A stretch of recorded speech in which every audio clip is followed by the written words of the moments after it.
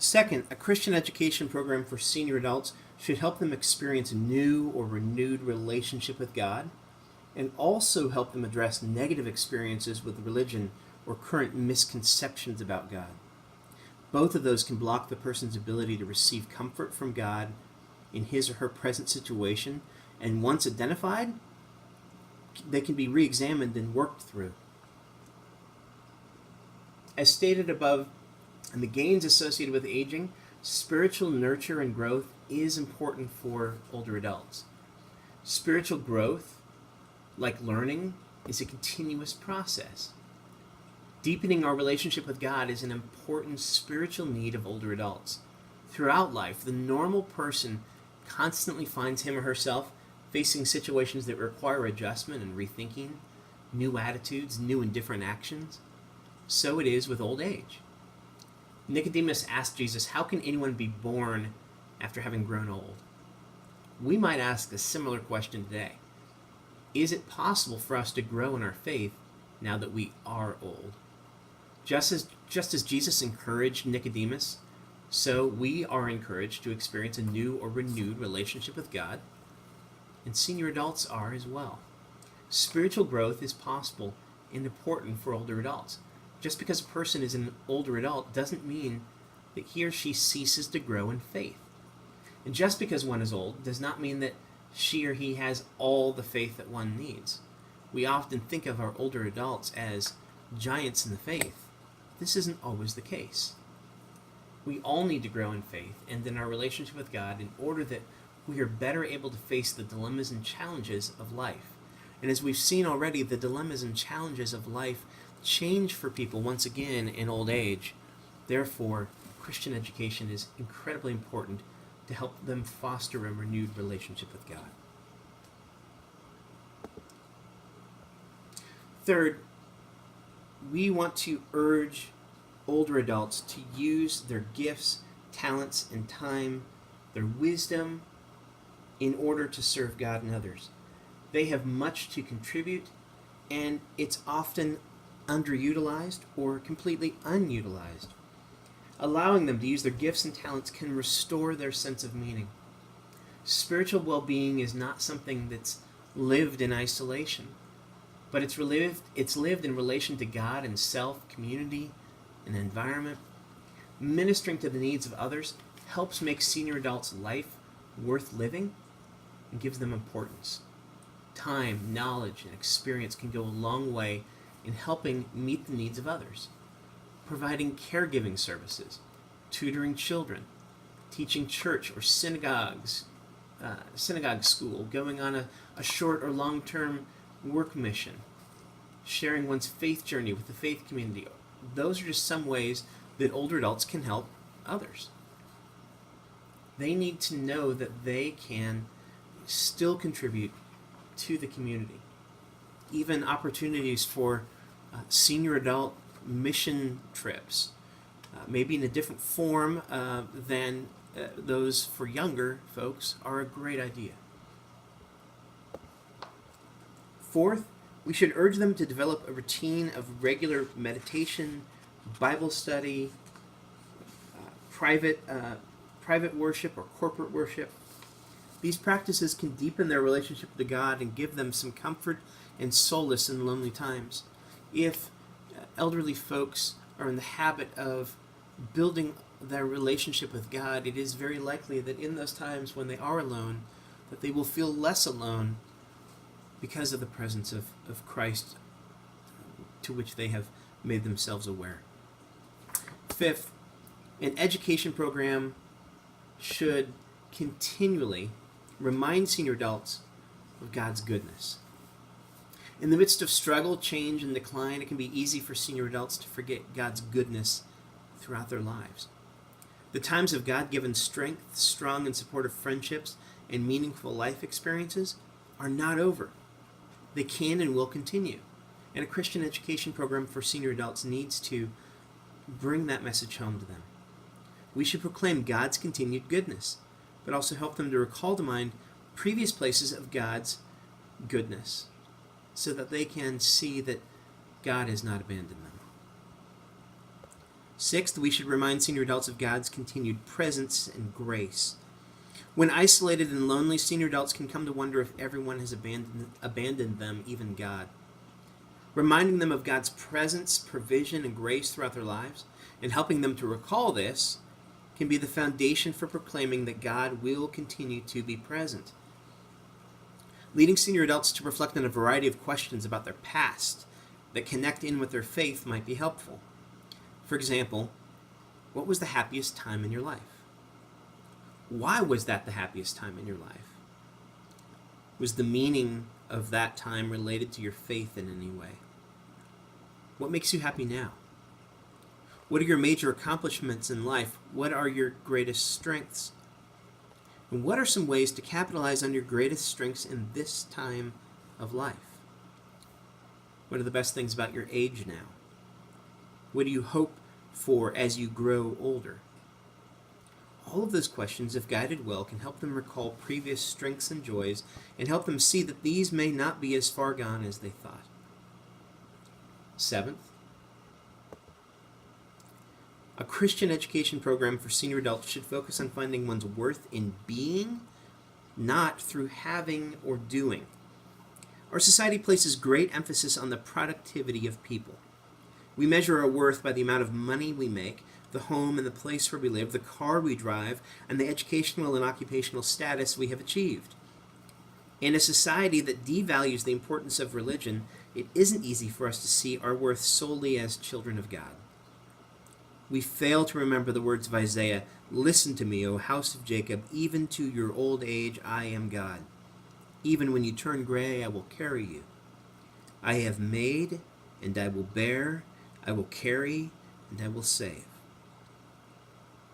It's Isaiah 46.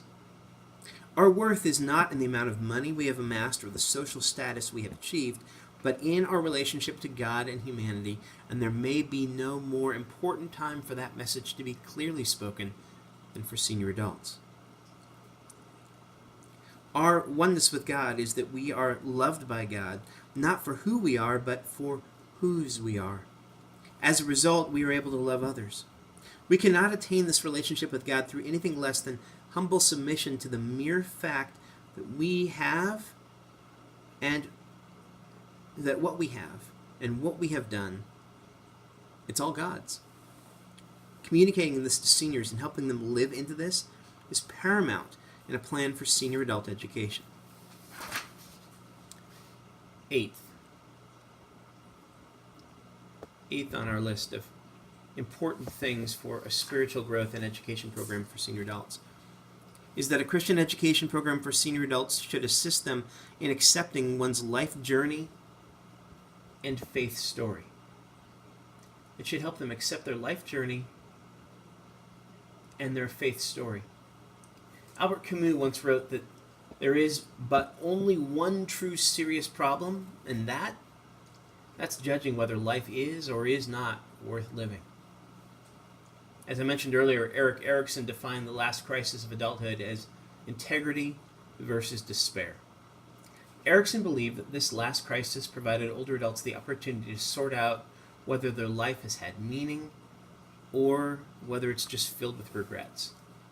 He suggested that old age is a time when persons look back on life and answer the question, is growing old worth one's whole life to attain?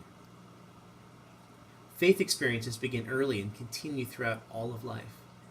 They tell of struggles and new beginnings of a relationship between God and the believer that is gathered up in a story, our story of a faith journey.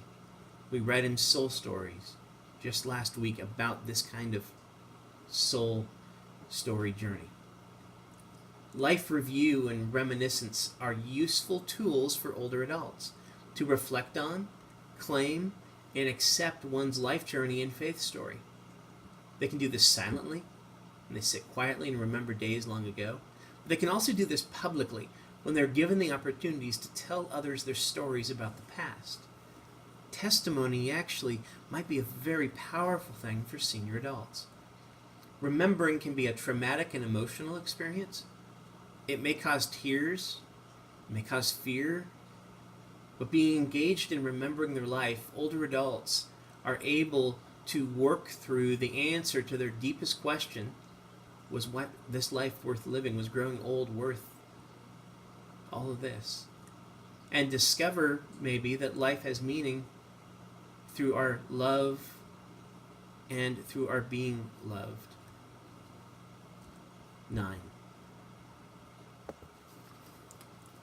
A Christian education program for senior adults should both confront losses and embrace the gains of aging. We need to confront the fact in a Christian education program that these folks are losing significant loved ones, that they're losing aspects of their self, their control of bodily functions in some cases, the control of their faculties.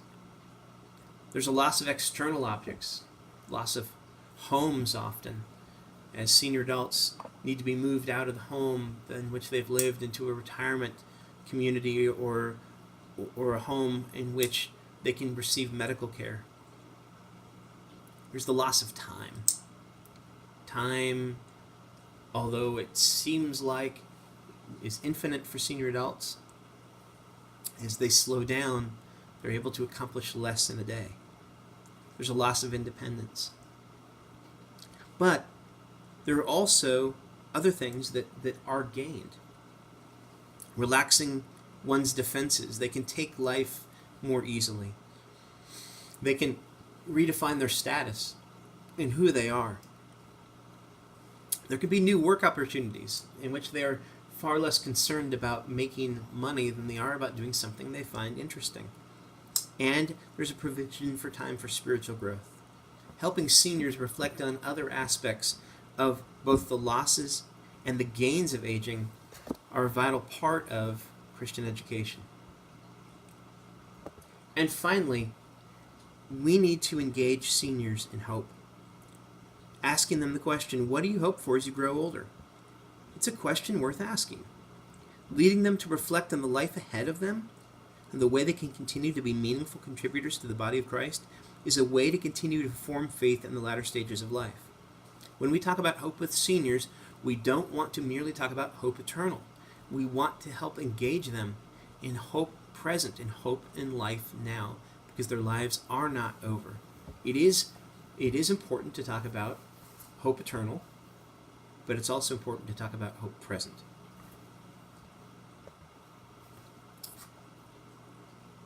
In summary, senior adults need to be assured of 5 things. They need assurance of God's love, that they themselves continue to exist as creations of God's love. Even when they look in the mirror and they do not recognize themselves, even when they lose abilities that they were proud of, they continue to exist as creations of God's love, even in their decline. Aging is not a sign of the loss of God's favor, even if society treats them in such a way. The second thing we should foster in senior adults, not only an assurance of God's continued love, but a sense of meaning and purpose. Is there still a reason to live? Are they just waiting to die?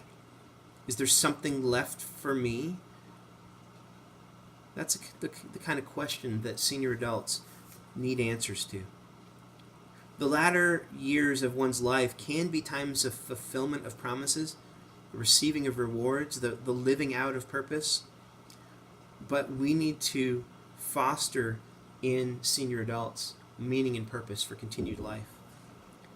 The third thing that senior adults need to experience is security. A feeling that they will be taken care of by others and not forgotten or left to live and die alone. The church does Christian education. It does Christian formation when it promises to take care of older adults and comes through on that promise. Number 4, they need to experience freedom from the loneliness of life. Again, part of the promise of the Christian community is that we truly are a communion together, a koinonia together. And so senior adults need to experience that in reality rather than being left in loneliness. And finally, they need to experience a sense of being wanted and loved. We need to, in the way that we incorporate senior adults into the vital aspects of our congregation, communicate to them that they are both wanted and that they are loved. Those 5 things, in order to foster these, need ministry support. And so in order to foster those 5 needs of senior adults, we need to provide ministry, educational, and formational opportunities that do the following. First, that provides spiritual enrichment.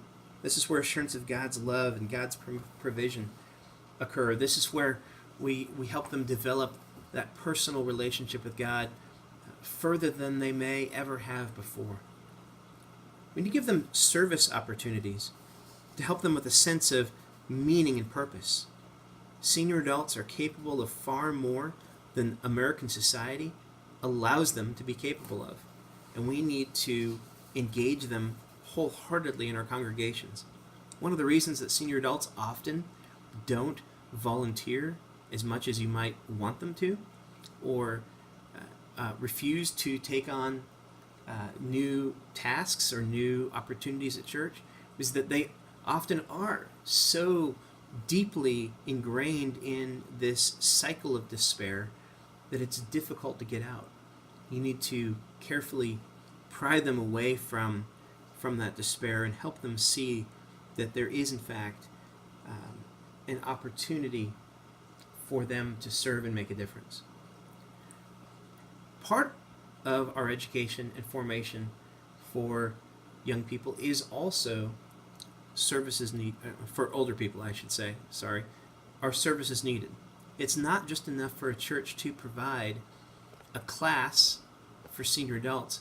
There are services that they need, and we need to help them get those services, whether that is assistance with household chores, whether that's medical assistance, whether that is help with their taxes, a variety of things that senior adults need, and trying to ascertain what those needs are and meeting them is very much a part of senior adult formation, because it's showing them that the community of Christ truly is a community and not merely a club which you attend for a portion of your life, an hour a week, and then move on.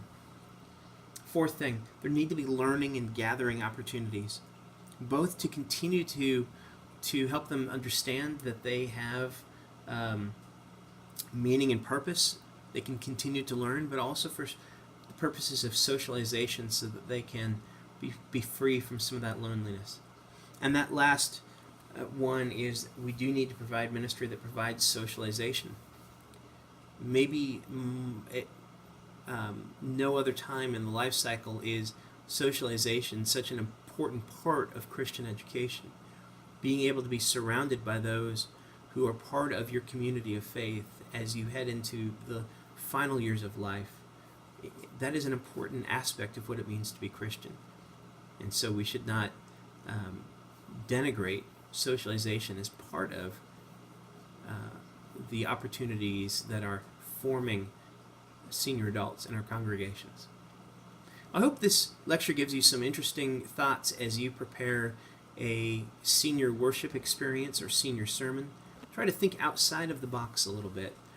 I would love to see you incorporate some of these ideas of what seniors need into your sermon in experiential ways. You might even decide to go beyond a sermon into more of a Christian education experience, a trip, a class, who knows. But create some kind of experience for senior adults. Be sure to take a look at the reading this week as well. That'll give you some more ideas. And it's been a privilege to be with you this semester.